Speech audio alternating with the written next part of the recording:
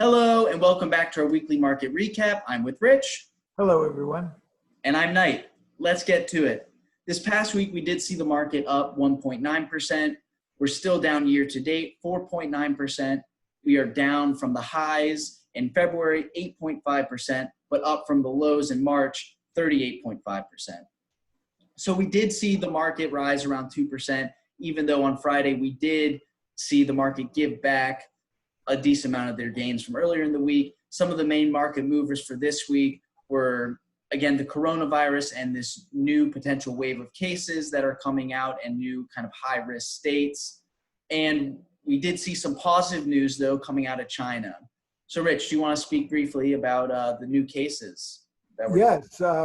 What we're seeing is there's a surge in 4 states, probably more than 4 states, but 4 states in particular, which are Texas, Florida, North Carolina, and Arizona.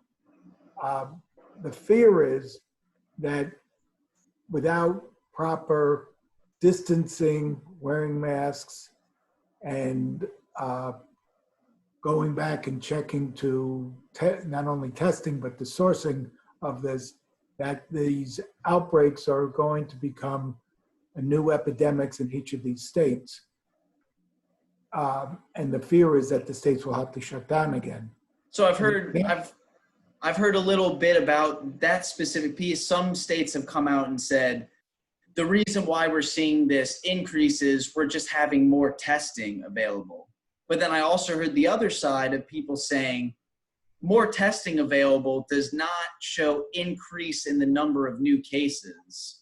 And so we kind of have this back and forth of all these new cases popping up. Is that just because we have more access to testing? Or are we really seeing a side effect from opening up and some lack of social distancing? Yes, the big key is increase in hospitalizations, because that information we can get very quickly. And the other one that I like to look at is what is the percentage of all that extra testing that are turning into positive cases.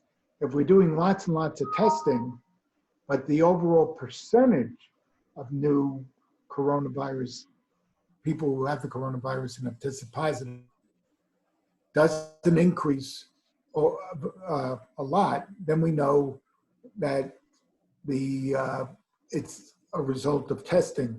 But what we have seen in these particular states have been not only an increase in the number of people testing positive, but that's also an increase in the percentage of number of people testing positives.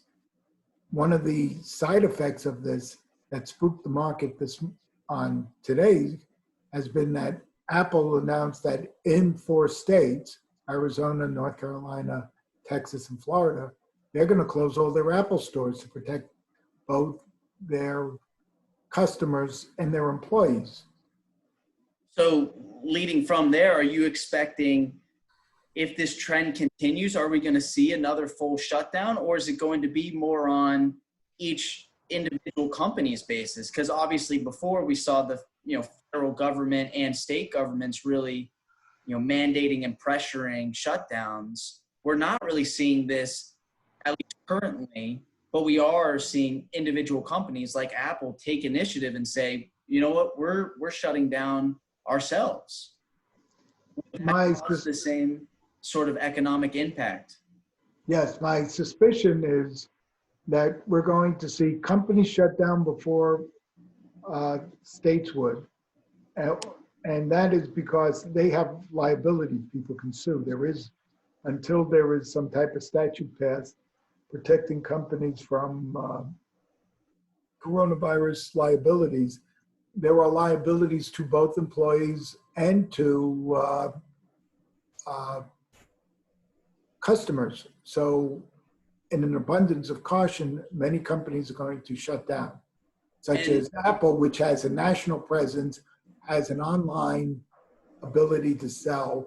So shutting down stores in a particular area where there is a surge isn't going to be terrible for the bottom line.